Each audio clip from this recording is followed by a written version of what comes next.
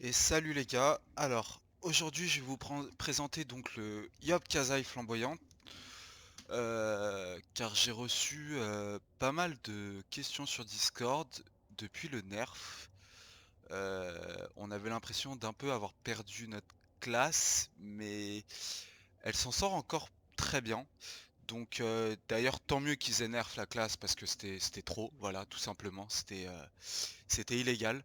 Donc je suis bien content qu'Ankama se soit rendu compte de la supercherie du truc. Donc voilà, donc maintenant le Yop il est basé sur donc les rebonds. Donc on va le jouer air feu principalement. Donc air pourquoi? Car vous avez les rebonds et feu pour les gains de dégâts physiques plus voilà tout ce qui est dégâts physiques concrètement. Donc voilà, donc principalement pour au niveau des compétences pour commencer, ce que vous allez maxer de base, ce sera donc ces 2 branches feu plus ces 2 air. Ensuite, vous allez débloquer votre champion du jour, vous le maxez. Ensuite, vous maxez récupération sacrée. Ensuite, vous maxez bagarreur agressif, puis aiguisage. Non, pardon, non, non, non, non, non, non. Euh, Après avoir maxé champion du jour et récupération sacrée, vous maxez bagarreur prudent. Ensuite, vous maxez bagarreur agressif et ensuite aiguisage aérien. Et maintenant, bah moi j'ai fait le choix aiguisage argileux pour gagner un peu d'air. C'est pas dégueu, c'est pas négligeable. Donc voilà, donc principalement nos dégâts viendront des rebonds grâce à cette compétence et aussi grâce à l'anneau Karina qui inflige des dégâts rebonds physiques supplémentaires. Donc au niveau des anneaux, justement, donc l'anneau Karina, je vous laisse regarder ce que j'ai maxé. Alors ce qui est à gauche, ça me paraît logique. Ce qui est à droite, c'est vraiment selon vous. Vous auriez pu enlever des critiques magiques ou peu importe pour ajouter la résistance magique. C'est vous qui voyez. Euh, Ensuite, donc on a le Ploutreau basique. Donc voilà, je vous laisse regarder ce que j'ai augmenté. Ensuite, vous avez l'anognon, voilà, donc qui vous donne de base de l'AR.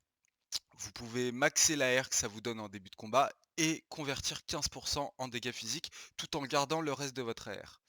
Voilà, j'ai pris un peu de Vita parce que ça me permet d'être un peu plus tanky, ce qui n'est pas négligeable. Et ensuite, vous avez l'anobstiné. Euh, donc l'anobstiné, vous avez ces trois-là qui vous permet à chaque fois de proc une action. Si vous en proquez deux minimum, vous pouvez rejouer votre tour, donc vous pouvez rattaquer au corps à corps. Ce qui est insane, hein, on va pas se mentir, quand ça proc, je suis bien content. Au niveau des sorts, au niveau des sorts, donc vous avez, grâce à votre compétence, celle-ci, vous avez de quoi mettre éventé à 100%. Donc c'est pour ça que j'ai choisi des sorts qui sont principalement faibles en coup de PA. Donc celui-là, vous avez ces deux-là qui permettent aussi de repousser 2 cases, qui vous permet de faire du placement. C'est très intéressant. Vous avez la tempête qui est God tier, concrètement. Elle applique l'état éventé en rebond, donc voilà, en rebond. Insane. Et j'ai pris Rafale. Alors Rafale, faut que je vous en parle, c'est très important. Pourquoi? Parce que je l'ai pris parce que c'est le sort qui me ferait le moins chier à part tempête, si je n'ai pas tempête, pour mettre l'état éventé T1. Parce que ces deux sorts-là, ça repousse, ça me permet de faire du placement. Si je peux les garder, c'est beaucoup mieux. Ce sort-là, Jabs, il coûte que 1 PA pour l'état éventé, ce qui est fou. Mais ce qu'il faut savoir avec ça, c'est que si vous êtes déjà en transformation champion du jour et que vous utilisez Rafale, ça vous détransforme. Donc faites très attention. Si vous utilisez ce sort, c'est T1. Et tant que vous n'êtes pas transformé, concrètement. Ensuite, motivation ardente, je m'en sers peu, mais quand je m'en sers, c'est surtout pour sur mon compagnon d'anneau légendaire qui gagne genre 47 d'AD et déjà que de base il est voilà, il est à 580 116, ça fait toute la diff. Euh, Au niveau des compagnons, ça c'est vous qui voyez. Moi, j'ai joué avec donc Dueliste Spectral qui attaque en rebond. J'avais pris l'exécuteur endeuillé parce qu'il se soigne la valeur de son attaque. Le problème, c'est que maintenant il se fait one shot, le pauvre. J'ai pris Goutard parce que ses stats sont insane. Et quand je joue en groupe avec des potes, j'ai plus de chances de le mettre. Là, je vous avoue que j'ai très peu de chances de le mettre en solo. Et le Grouga que je viens d'acheter, que j'ai un peu augmenté. Voilà, qui fait toujours le café. Donc, je vais vous montrer ce que ça donne en combat, concrètement. Ce qu'il faut que vous fassiez. Donc, on va aller en quête Bork, chapitre 50. Bon, je farme ça pour l'XP, donc j'ai un peu déjà ma petite strat. Mais concrètement, voilà. Donc là, je n'ai pas ma tempête qui m'aurait permis en début de tour de pouvoir mettre l'état éventé sur les 4. Donc ce que je fais après plusieurs essais, c'est que la plupart du temps, si le séisme ne proc pas, hein, parce que sinon ça me tue mon tour, je vais souvent proquer l'état éventé sur lui. Donc je vais garder celui à 1 PA. Voilà. Je vais mettre bouclier parce que là j'ai pas eu de sorts qui m'ont permis de rajouter un PA à ma réserve. Et ça arrive des fois que mon Ploutros fasse one shot T1 et que je perde mon PA. Donc je vais lui mettre bouclier. Je me place toujours ici. Voilà. Je vais les laisser sauter de partout. Donc je m'avance que de 2 cases parce que euh, c'est lui? Oui, celui-ci a 3 PM et si je m'avance d'une autre, au lieu de focus le petit, il va me focus moi. Et ça me nique mes placements. Donc là, le 6 m'a proc, donc je suis très triste. Vraiment très très triste. Euh, Et je n'ai aucun sort de déplacement. Donc là, c'est compliqué. Alors, ce qui est bien, c'est que je vais pouvoir vous montrer les deux... Quand je suis dans la merde et quand ça se passe comme prévu. En espérant que le prochain combat, ça se passe comme prévu. Donc là, hop. Il y avait l'état éventé, donc j'ai proqué le rebond, qui a fait que ça a tué et j'ai pu proc l'éclair tout de suite après. Euh, Là, malheureusement, je n'ai plus de rebond possible. Je vais quand même appliquer l'état R sur lui. Donc là, voilà, vous voyez, j'ai reproc, j'ai reproc mon anneau. Donc la première fois, j'ai pu retaper parce que le rebond avait tué. Ou alors c'est l'inverse, oui. Le rebond a tué, donc j'ai pu retaper grâce à mon passif. Coup de grâce, rejoue son tour. Mais là, j'ai proc mon anneau, donc je peux retaper une troisième fois.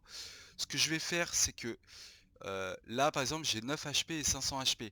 Je crois plus aux dégâts de mes éclairs qu'aux dégâts de mon cac, donc je vais être sûr de pouvoir finir sur lui. De proc les éclairs. Et là, je peux rejouer. Voilà. Et ça finit.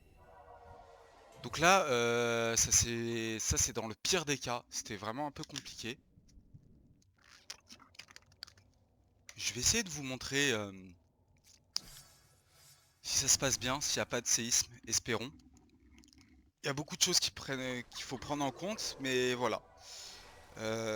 C'est aussi ça de jouer 1 sur 2 CC concrètement, c'est qu'on n'est jamais sûr de ce qui peut se passer. Donc je vais mettre l'état éventé. Donc ce sort là, il met l'état éventé obligatoirement. Donc ma compétence qui met 100% d'éventé, elle marche encore. Là, je ne suis pas encore transformé, donc je vais pouvoir me permettre de rajouter rafale sur celui-là pour lui mettre l'état éventé. Je me mets ici comme d'hab. Alors là, voilà, bon, bah, mon, mon Ploutro il a troll. C'est toujours mieux s'il se cale par là, ça permet de les stack. Mais c'est pas grave. On va essayer de s'en sortir. Donc là, je vais pas me transformer. Parce que je peux faire beaucoup mieux. Même si je proc pas les éclairs. Donc là, si je tue, normalement, je vais pouvoir regagner assez de PA pour me transformer à mon prochain coup de cac. Voilà, super. Sauf que j'ai plus d'état éventé. Donc je vais toujours pas me transformer. Voilà. Je pense que c'est beaucoup plus rentable de faire ça.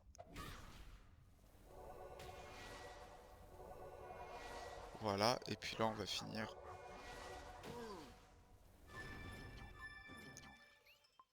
Bon, c'est tout ça, c'est toujours pas passé parfaitement, c'est dommage. Voilà, sachez que, quand ça se passe bien comme il faut, là le Ploutreau il aurait TP au milieu, il se serait tout stack.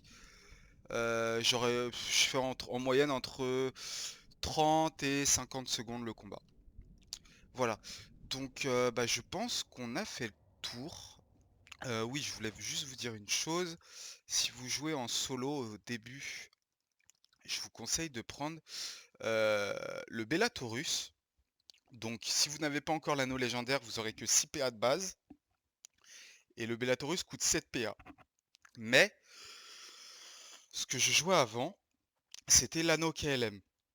Donc T1, vous faites ce que vous voulez, mais faites en sorte qu'à la fin de votre tour, vous ayez quand vous passiez votre tour, vous ayez 4 sorts minimum dans votre main, car à la fin de votre tour, il y a un dernier sort qui va proc, qui va vous permettre d'avoir les 5 sorts et d'ajouter 1 PA.